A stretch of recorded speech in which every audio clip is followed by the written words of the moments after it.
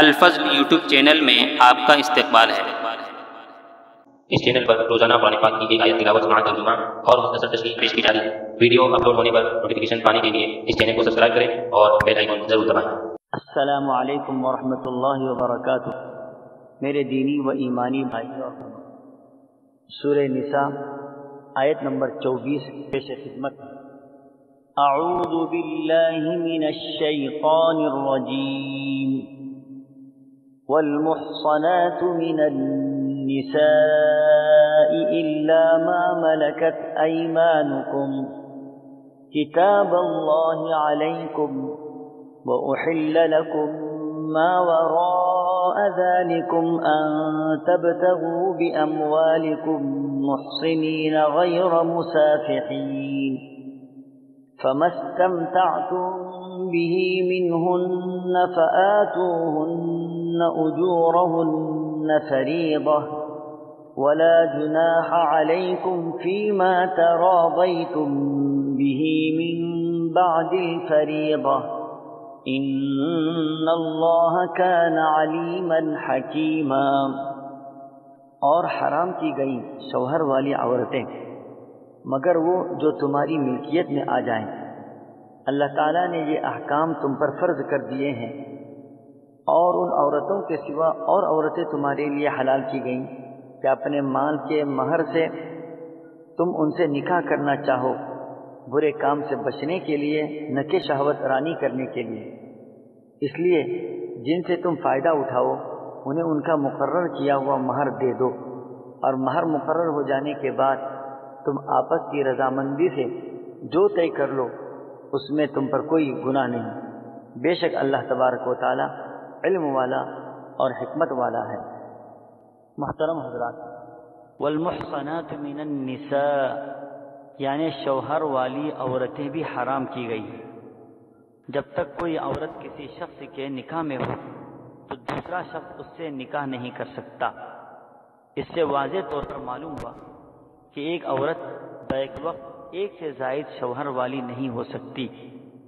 شریعت اسلامیہ میں اس مسئلے کی اہمیت اتنی زیادہ ہے، نہ صرف کسی شخص کے نکاح میں ہوتے ہوئے عورت کے دوسرے نکاح کو حرام قرار دیا ہے، بلکہ کسی عورت کا کوئی شوہر طلاق دے دے یا مر جائے تو اس کی عدت گزرنے تک بھی کسی دوسرے شخص سے اس عورت کا نکاح نہیں ہو سکتا۔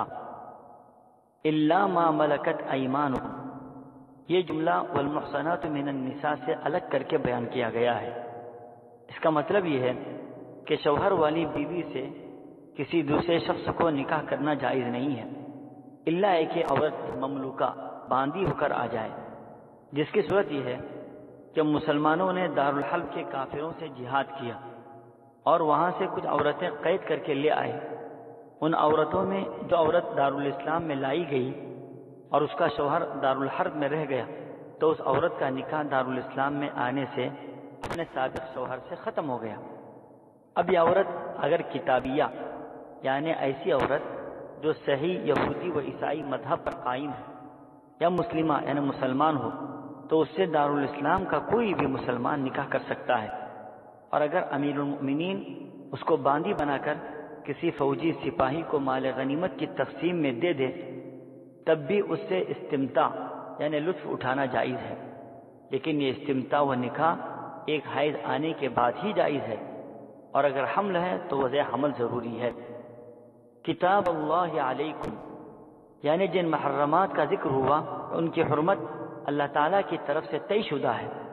وَأُحِلَّ لَكُم مَّا وَرَاءَ ذَلِكُمْ یعنی جو محرمات اب تک مذکور ہوئی ان کے علاوہ دوسری عورتیں تمہارے لیے حلال ہیں، مثلا چچا کی لڑکی، خالہ کی لڑکی، ماموزاد بہن، ماموں چچا کے بیوی، ان کی وفات طلاق دینے کے بعد شرط یہ ہے کہ یہ مذکورہ اقسام اور کسی رشتے سے محرم نہ ہو، اور اپنے منہ بولے بیٹے کی بیوی جب وہ طلاق دے دے یا وفات پائے، اسی طرح بیوی کا انتقال ہو جائے تو اس کی بہن کے ساتھ وغیرہ ایسی بے شمار صورتیں بن سکتی ہیں۔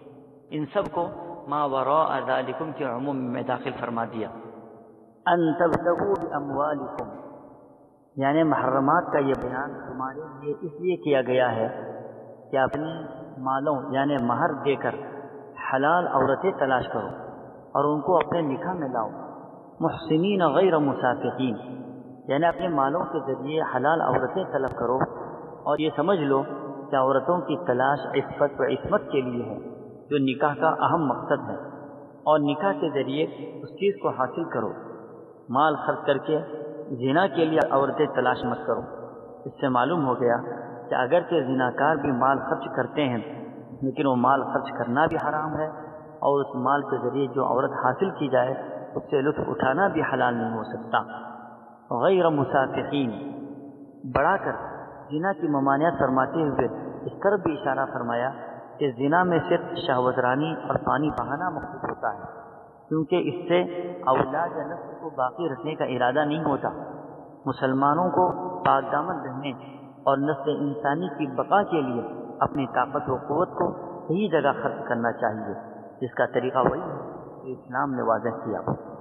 فَمَا اسْتَمْتَعْتُمْ بِهِ مِنْهُنَّ فَآتُوهُنَّ أُجُورَهُنَّ فَرِيضَةً، یعنی نکاح کے بعد جن عورتوں سے لطف اٹھاؤ تو ان کو مہر دے دو، یہ دینا تمہارے اوپر فرض کیا گیا ہے۔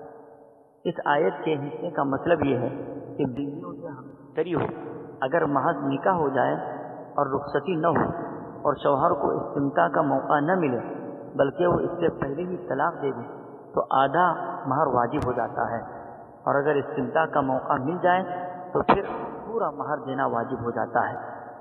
وَلَا جُنَاحَ عَلَيْكُمْ فِي مَا تَرَاضَيْتُمْ بِهِ مِنْ بَعْدِ الْفَرِيضَةِ، آیت کے اس جملے کا مطلب یہ ہے کہ باہمی مہر مقرر کرنے کے بعد مقررہ مہر کوئی حتمی چیز نہیں ہو جاتی کہ اس میں کمی بیشی درست نہ ہو، بلکہ شوہر مقررہ مہر پر اپنی طرف سے اضافہ بھی کر سکتا ہے، اور بیوی اگر چاہے تو اپنی فضیلی سے تھوڑا یا پورا مہر معاف بھی کر سکتی ہے۔